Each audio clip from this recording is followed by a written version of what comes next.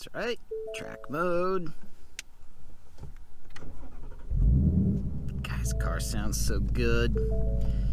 Yep, as you can see there, car is now well broken in. I got something in the mail too. What's going on, YouTube? Tom here, joining us on this gloomy day. Turns out that mail was my tax return. Took them long enough. No, it's not gonna help pay for this car. That's like, my tax return is like half a month's payment. Maybe a couple tanks of gas at most. The old girl hit 1,000 miles. Don't really want to call her the old girl yet, brand new. I've only had it not even 2 months now. So realistically, it's right on average with mileage. No, I don't daily drive it, but I drive it enough to not worry as much about mileage.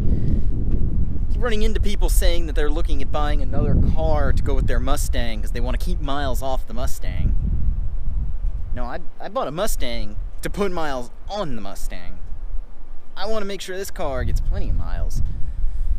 But I want to make this video to talk about some of the problems I've experienced with this car. Because yes, I've had a few minor problems with it. Now, mechanically speaking, nothing. Mechanically speaking, it's worked fine. I mean, a brand new car in 1,000 miles is not going to break. If your car breaks within 1,000 miles mechanically, you got some major problems. You probably bought a Dodge. This fan, of course, continues to run after you've parked for a little while to cool the car off. So, 2018 was a year of some change for Ford. Out of all of the things they did, and one of them, aside from just the facelift, the new motor, some new options, was to make some things, better quality-wise. Now, the big one was bodywork. The paint and the bodywork were two things that the S550 Mustang was not known for having the top quality on. So when I first got this car, this bumper right here, this little piece, was popped out just a little bit. It basically wasn't sitting on one of the clips properly, and I had to come back and kind of push the bumper on. So, that, and then the other one was up here. If you look carefully, this hood and fender, the gap kind of gets a little bit narrower, kind of widens back out. It's kind of difficult to see on camera. Now this one's not even worth worrying about because I'd have to send this to the dealer and they'd probably do something or another. I have no idea what. That to me just is not worth killing over, just because it's not like it's that big of a deal. I didn't notice that until my neighbor actually pointed that out to me. He's trying to say how it should be better for a $40,000 car, yada yada yada. I agree, but at the same time I'm not freaking out about it. So let's go to the inside of the car, because I've had other complaints with this interior. Now, the big one I've had, single biggest complaint, is with this infotainment screen over here. And now my car is a 301A package car, meaning I get Android Auto. Well, conveniently, it doesn't work on my car. And I tried messing with the settings that everyone online said to. I tried uninstalling it, reinstalling it on the phone, tried uninstalling it and reinstalling it on the screen here, the head unit. I tried doing a master reset on the head unit, all to no avail. It just simply will not work. And I know it's on here because it worked the day I got the car, but hasn't worked since. I had to fight with this head unit to let me do Pandora. I can at least do that, and that's the single app I use the most when I'm driving. And of course, if you have your Bluetooth connected, it still reads text messages and still takes phone calls. So you don't really need Android Auto, but it'd be nice if a feature I paid for worked. My girlfriend's Camry has Toyota Entune.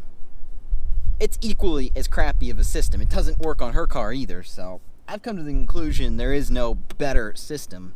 One of the videos I was actually debating doing was I was going to do Entune versus Sync 3, see which one's better, and it turns out they're both equally as crappy in my opinion. Neither one works right. You're better off just taking your phone, getting like a windshield mount or a vent clip, something so you can mount your phone and doing navigation that way. Or just spend the money on the actual in-dash navigation. You're going to be much better off at that point, because it would work a lot better than Android Auto or Entune works in either car. In this case, Android Auto. I have not tried Apple CarPlay with this car because I don't have an Apple product, but I don't know if that's going to be the same deal or not. And I know all you Apple fanboys out there are going to tell me, oh, you should have gotten an iPhone. I don't think this is an iPhone versus Android problem as much as it's a car problem. The other big annoyance I have is with the dashboard. It actually rattles up against the windshield when you drive at slow speeds sometimes, which, I mean, yes, one secret is just go faster, but it's kind of a nuisance that the car makes these squeaks and rattles after only 1,000 miles. But overall, the car has worked really well. I've read some other common complaints with Mustangs, and I don't know if my car is going to have them or not. If they've worked out all these issues for 2018, I don't expect having them. Although the big one that kind of lets me know there might be a problem at some point, I'm getting a funny smell from the climate control if I don't have the AC on. Personally, I really hope it's just my imagination, and I really hope that goes away soon, but it's just something I don't like, that smell, and like this worries me. May have been from the car sitting at some point, maybe when it was in production. But overall, I'm very happy with this car. Like I said, no mechanical issues to point out. Go ahead and step back outside. It's actually good and hot right now. Might be cloudy, and it still feels like it's about 85 degrees or so right now. But yeah, no mechanical issues to point out. The car runs great. This is somewhat of an annoying issue here that I have with the wheels. Before it was the tires, this time it's the wheels. So this whole thing kind of just set up. As you see, my car's got the Brembos because it's a performance package. And this is what 1,000 miles of brake dust looks like. I got asked the other day if my wheels were matte, and I was like, what do you mean? I didn't know Ford offered a set of matte wheels. No, this is what they look like dirty. It's what they look like reasonably clean. So yeah, as you can see, the car's supposed to be, wheels are supposed to look like this. The car's supposed to be a lot cleaner. So what happens when you actually drive your car? You're gonna get it dirty, but it's just kind of like the brake dust situation is just a big headache, and it's a frequent issue with Brembos. Any other car that has Brembos is gonna have that problem. So the only real solution is to switch out the brake pads, which at this point is not worth doing on a brand new car. Maybe when these eventually kick the bucket, these brake pads, I don't know how long they're going to honestly last in this car. Not the way I drive it, I don't predict them lasting very long, maybe 20,000-ish miles. But of course, 1,000 miles on this car, and I'm honestly in love with this car. All these flaws and all, I still plan to keep it for a good long time. If I can put 100,000 miles in this car, I would be very happy. And I don't see it having many problems. Mustangs are known these days to be fairly reliable. Yes, you're going to have certain issues just by the fact this is a Ford. It is American. Ford might tell you how they're great, world class, all that. Is still Ford. But overall, the transmission has held up pretty nicely the way I drive it. I drive this transmission like I hate it. It still occasionally grinds gears. It's been a mix of me learning how to actually drive it, and also I think the transmission is broken in. Grinded third on the way here again, so I'm thinking that, I don't know if that was my mistake or maybe in the car. One of these days I need to start filming myself driving it, figure out what I'm doing wrong to keep grinding it. But MT82 is not known to be the most precise transmission. People spend big money on swaps for these cars, and in my opinion, you don't need it unless you're trying to add just a billion horsepower from this motor.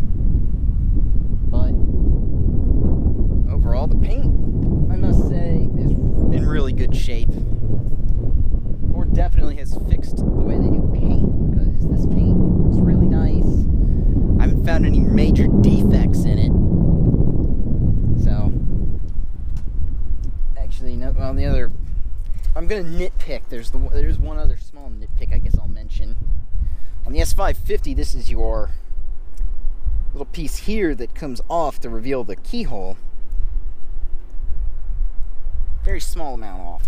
It only people with OCD would truly notice it, but I've been trying to figure out how to push it in just the right way. But overall, like I said, still planning to keep this car forever. This car's not going to be going anywhere anytime soon. It is at the moment the star of this YouTube channel, at least until the channel grows and I can start affording other cars. Of course, the next big one is I'm definitely going to get a house next. Have this still sort of be the star until at some point I want to get, I think I've narrowed it down. My next car definitely is either going to be a Shelby GT500 or a Corvette ZR1. As for what years, new or used, and I'm going to leave that one a secret, mostly because I don't know even what I'll be able to afford. Yeah, that's another at least 3 years or so off. But anyway, let me know in the comment section below what you all think.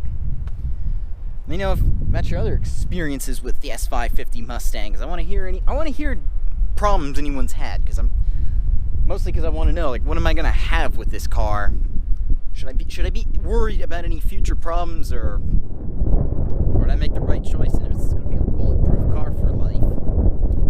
So let me know down below what you all think. If you like this video, go ahead and leave a thumbs up. If you're stopping in for the first time, go ahead and subscribe. We're getting ever closer to 1,000 subscribers, and I really appreciate everyone for helping me get there.